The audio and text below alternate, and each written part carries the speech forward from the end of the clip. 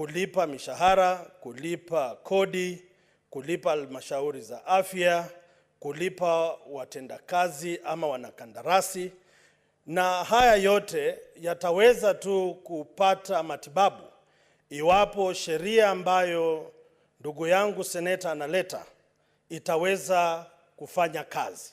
Pale ambapo iwapo kaunti imepewa pesa za mishahara, yule anayejukumika kulipa mishahara anapokosa kulipa ushuru, lazima apate kichapo cha mbwa mdomo juu. Pale ambapo wanakandarasi wamepewa kazi ya kufanya kwa mujibu wa miaka ama muda fulani, wakose kufanya na wapate pesa, sheria iwepo vile vile wao pia wajukumike kwa sababu wamepunja pesa ya mtozaji ushuru.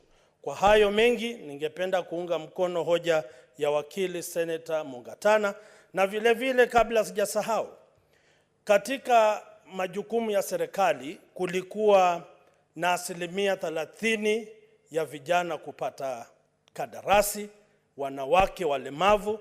Ukichunguza katika kaunti na hivi katika serikali, hayo yote yamesaulika kwa sababu yale mapendekezo ambayo yako katika vitabu vya serikali ni kama hekaya za bunwasi. Lakini wapo sheria kama hii itapitishwa na tupitishe katika kamati zetu na katika bunge la Senate, wale ambao wanahusika wasipofanya hivyo vile vile watapata adhabu kali, na wawe mfano kwa wengine ambayo hudhani kwamba uongozi ni wa milele. Lazima wajue kwamba uongozi ni kama mapito na ni muhimu kutenda wema na kwenda zetu. Asante sana Mheshimiwa Speaker. Thank you very much, Honorable Senator. I must confess that Kiswahili chako ni sanifu, and I think the House will learn a lot by your contributions on that particular language of Kiswahili.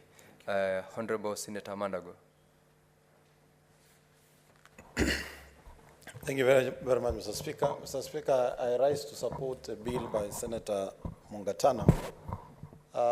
Mr. Speaker, this bill will cure the inefficiencies and effectiveness that I've witnessed in the resolutions that have been made by the House, Mr. Speaker, and there is no follow-up action from the executive or the concerned officers, Mr. Speaker.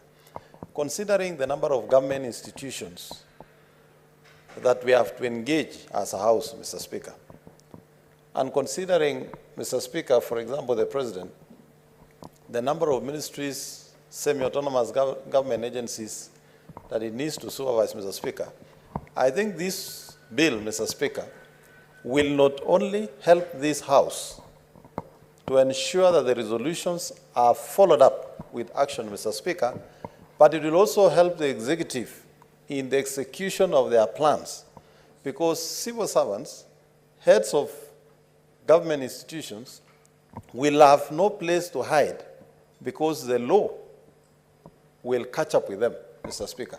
And Mr. Speaker, I therefore want to congratulate the Senator for Tana River, Senator Mungatana, for bringing up this bill. Mr. Speaker, from my experience in my previous service, county assemblies would also pass motions. They would come to your desk. You would mark to relevant officers for execution.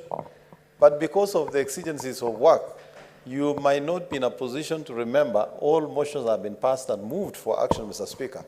And therefore, some decisions, some actions that ought to have been taken would lapse without your knowledge, Mr. Speaker.